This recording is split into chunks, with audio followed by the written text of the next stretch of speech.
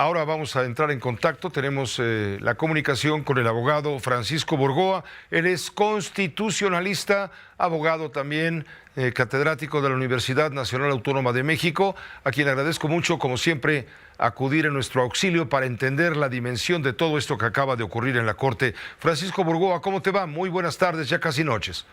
Muy buenas tardes, casi noches, mi querido Pepe, y yo encantado de estar contigo y con tu audiencia. A ver, gracias igualmente por recibirte aquí nosotros, por supuesto. Tras esta sentencia, fallo, ¿cómo llamarle?, de la Corte, esta decisión del Pleno de la Corte por 9 votos contra 2, ¿ahora qué va a pasar? Ya no existe, pues, el plan B electoral que propuso el presidente. Había propuesto un plan A, te acuerdas muy bien, pero ese plan A requería...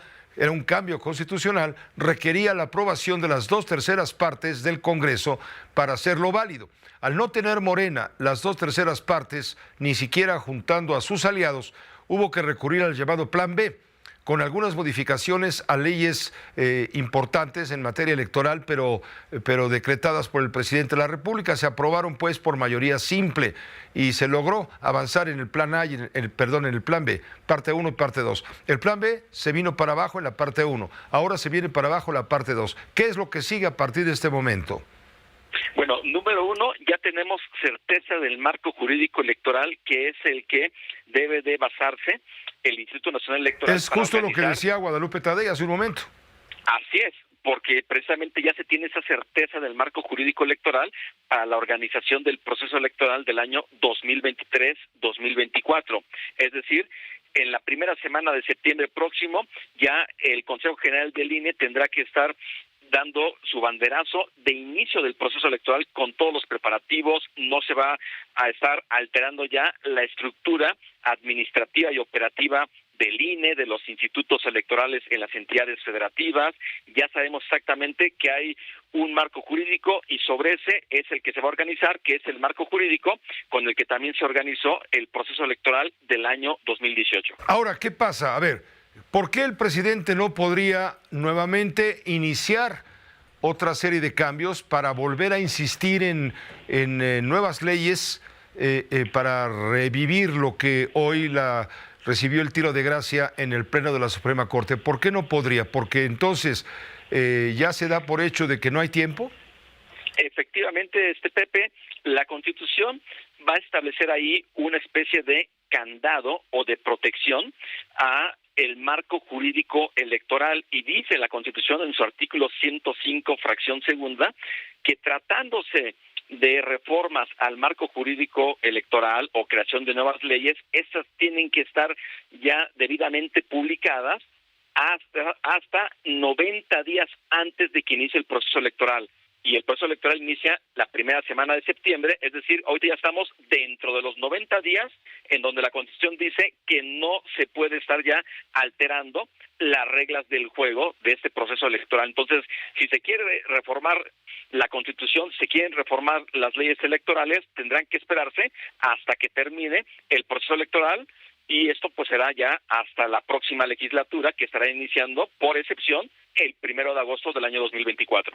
El 1 de agosto de 2024, que son agosto y septiembre, los 2 últimos meses del gobierno del presidente de la República, Andrés Manuel López Obrador, quien tiene que entregar el poder, de acuerdo con la reforma, el 1 de octubre. Muy bien.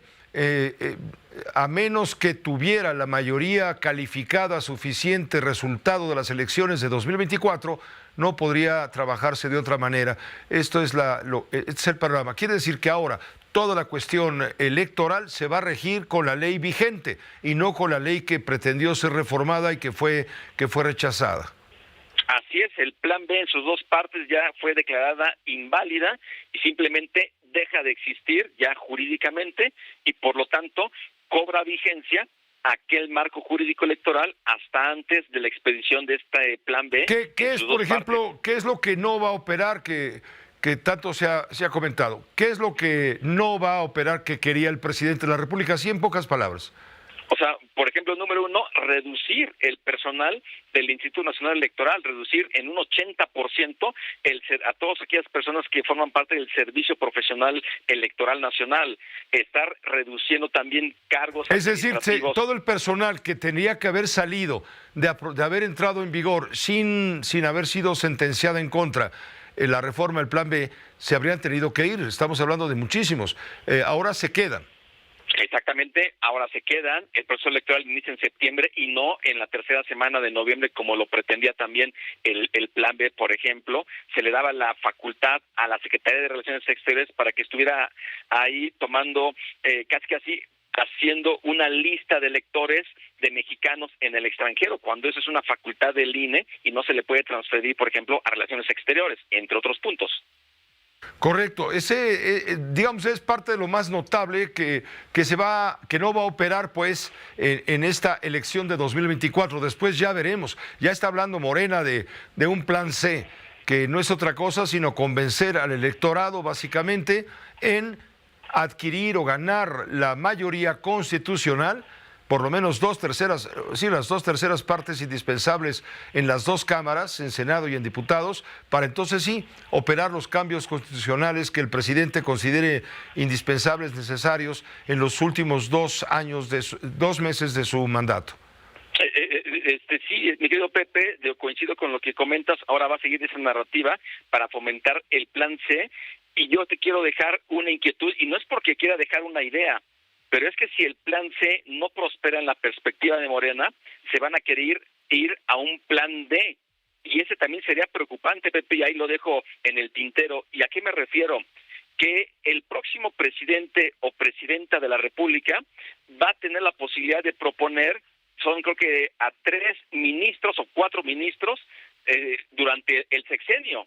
Es decir, se pueden estar buscando que lleguen perfiles a modo al Pleno de la Suprema Corte. Si de por sí hoy estamos ahí transitando que de 11 votos se requieren cuando menos 8 para que se declare la invalidez de las leyes.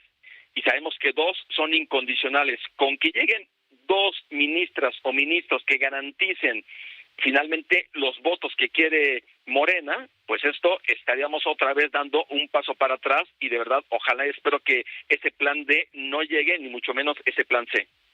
Pues te agradezco muchísimo, Francisco Borgoa, a reserva de profundizar. Básicamente lo interesante, lo importante ya está dicho y nos queda muy claro por el momento. Muchas gracias y estaremos en contacto.